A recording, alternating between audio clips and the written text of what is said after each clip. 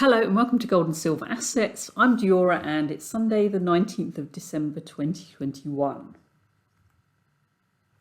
One viewer asked me to talk a bit more about crowd psychology and its role in the financial markets. I've already discussed a couple of aspects of this topic in previous videos, and I have put these in the playlist called Investment Psychology, just in case you haven't heard those yet. Those videos discuss the signs and effects of crowd psychology, but today I thought I'd have an attempt at looking at some of the roots. That led me to the question, are there times when market participants are under the influence of hypnosis? Before you write me off as a complete nutcase, I will explain why there might be a basis for this idea. The word crowd can be defined in a few different ways, but here we're talking about a group of people that share a common purpose. In the case of financial markets, that purpose is profit. Some of the best books on this topic were actually written in the 1800s. In particular, I refer to these two books. The first is Extraordinary Popular Delusions and the Madness of Crowds, and the second is The Crowd, A Study of the Popular Mind. Both are available for free on the Gutenberg.org website. Usually when we think of crowds, we think of a large number of people who are in physical proximity to each other. Back in the old days when stocks were traded in crowds on a trading floor, it's very easy to see how in such a situation a frenzy could occur with people shouting and jostling for attention. But things are done very differently these days. Market participants are not in close physical proximity to each other. Instead, the vast majority of interactions is online. When you have a large group of people who share a common purpose and are able to influence each other's thinking, but who are not in physical proximity, that's what's called a mass. This brings us to the topic of mass formation, and I came across this concept when listening to videos of this guy over here. He's a very, very smart clinical psychologist, and I definitely recommend listening to his interviews on this topic. Mass formation is something that has occurred repeatedly in history, and I was wondering if one of the factors involved in the creation of financial bubbles is a kind of type of mass formation.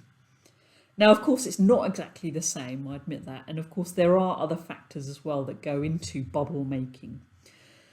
But mass formation is something that does tend to affect society in general, and I was just thinking that there are some parallels that could be made with finance. A mass formation consists of three groups. 30% are fully committed participants. They completely support the narrative, often to fanatic levels. Their belief in the narrative cannot be shaken. Any attempts at rational discussion or presenting information that's contrary to the narrative is met with resistance and in some cases a vitriolic attack. An example might be a stock that's gone parabolic, but the company has no fundamental value, might even be a complete scam. And if you try and talk to them about balance sheets, PE ratios, losses, debts, etc., it doesn't sway them at all. They remain in the committed group.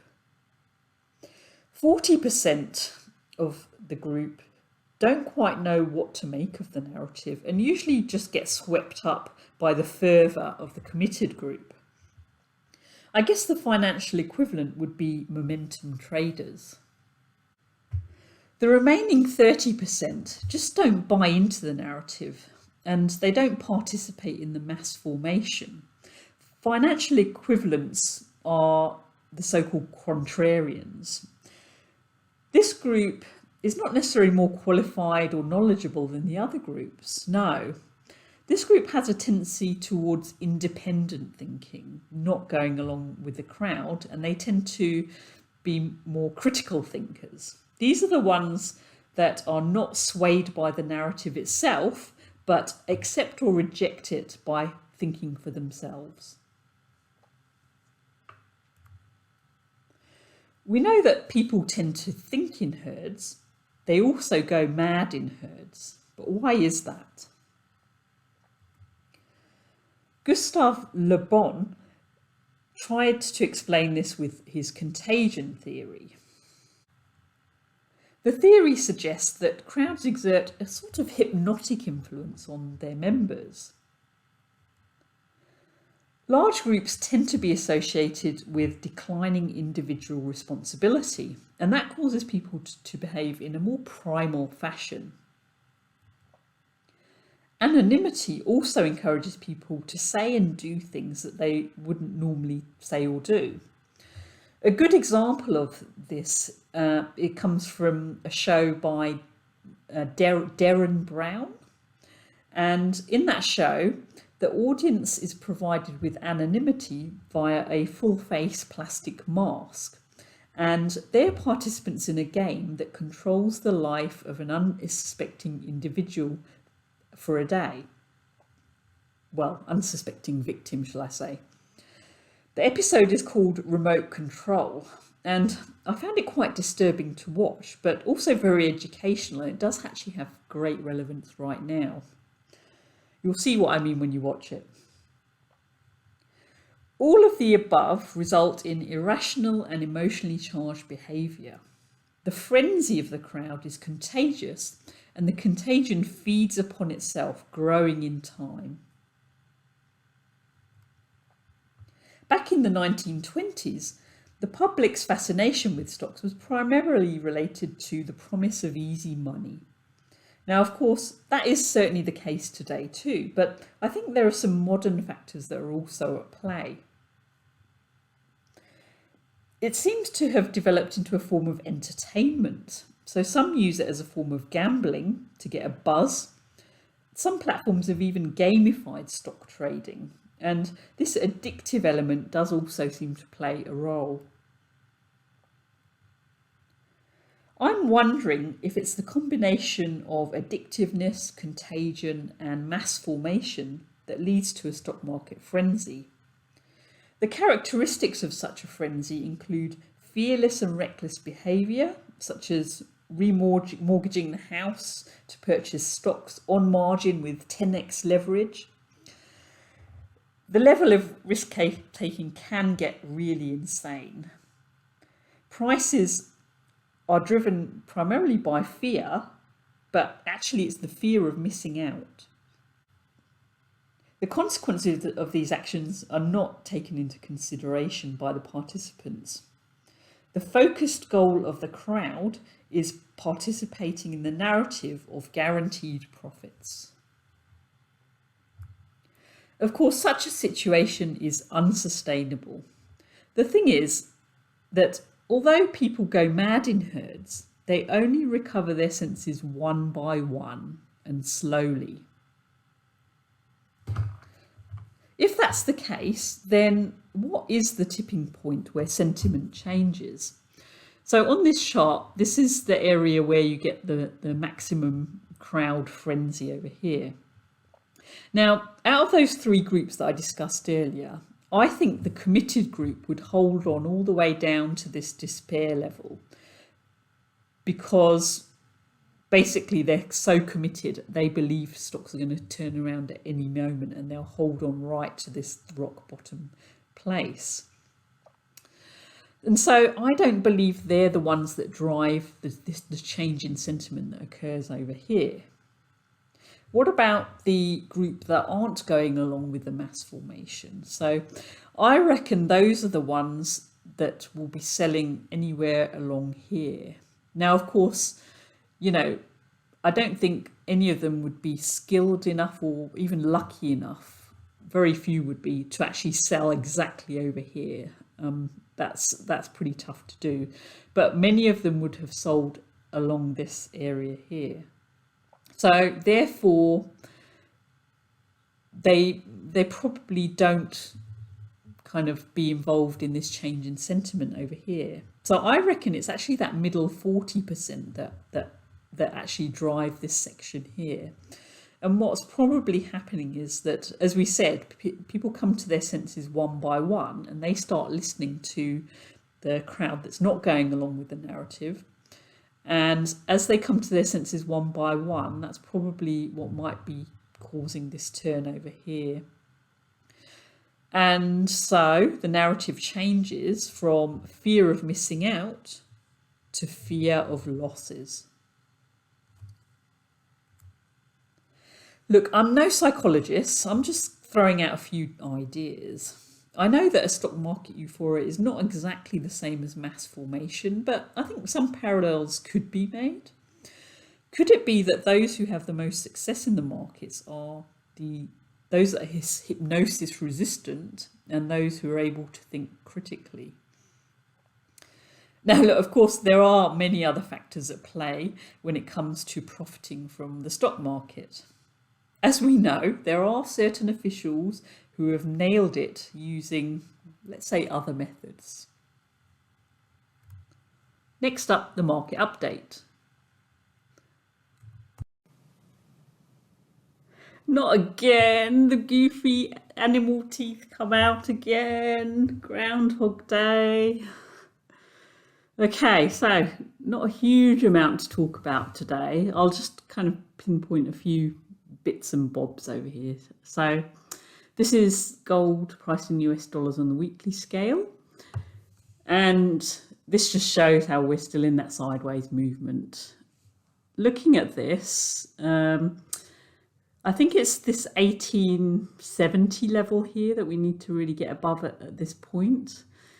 And ideally, it's really 1900 that we really want to get through if we're looking to the upside. The downside, I think if we get below 1700, it won't be looking too good, and we'll be looking at targets down here really. And there's not really any way of knowing which direction this is going to move. It's just we just have to wait for this sideways movement really. In terms of shorter term, I reckon maybe there's going to be a little bit more of a dip before turning around. My thoughts is that, you know, we've got this movement here. Maybe we'll do something like this. If we are, as you know, I'm kind of thinking we're going to move to the upside here. But hey, could be wrong. Let's look at gold price in Turkish lira, which looks like a very, very different chart here. So the bars here show gold price in Turkish lira, and the orange line is gold priced in the US dollar. And so this goes back to July this year, June, July this year. So it's quite a short time period, and you can see just how much the Turkish lira has depreciated, hasn't it? Look at this. Particularly in the last few days, it's been pretty rapid there. I mean, this is looking like a parabolic curve here.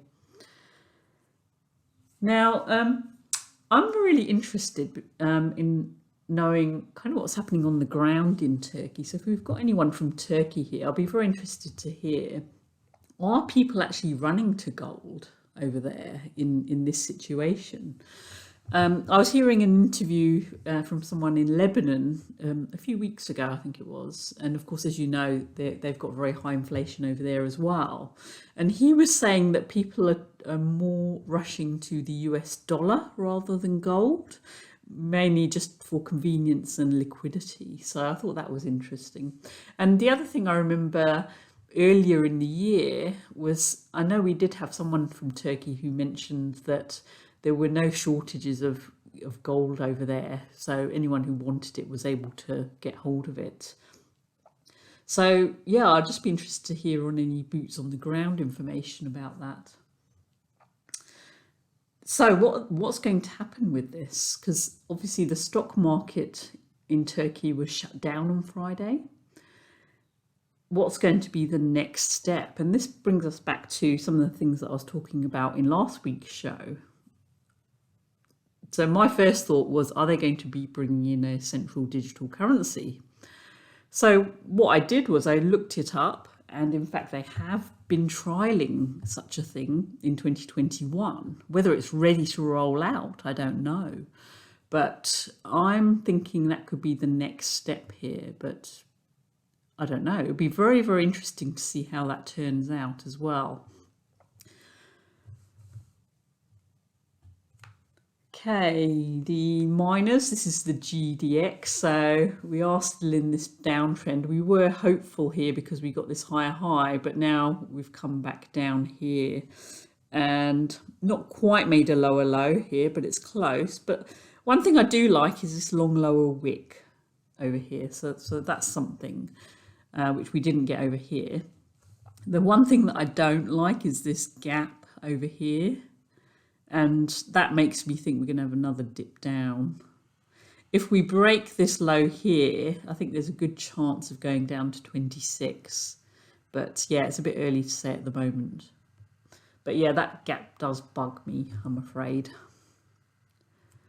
And the SILJ, so this is on the daily scale. And what I did here, I joined this price and this price. And that ended up showing that where this price bounced off of about 3 days, 3 trading days ago here. And again, we've got a long lower wick. So there's obviously this trend line here. Now, the question is that going to break? If it does, then I think we're headed to 10-ish, around 10, I think. And again, this gap here bothers me. So I'm thinking that will at least need to be filled. Wouldn't it be great though if we had just a wick to fill it and then it came back up? But look, we can't live on hope there. So yeah, a break of this trend line would signal lower prices as well. So yeah, nothing exciting to report today in terms of the precious metals. So we'll just have to wait and see here.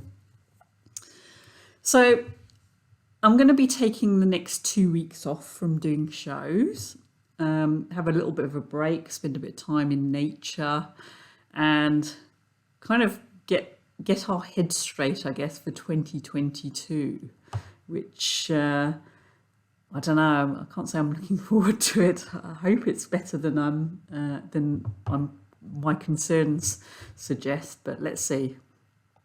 Anyway, now, the other thing I wanted to mention was in the past year, I've had a few viewers who've sent me links to videos where they've been interviewed on various topics in finance, and some people even have their own channels.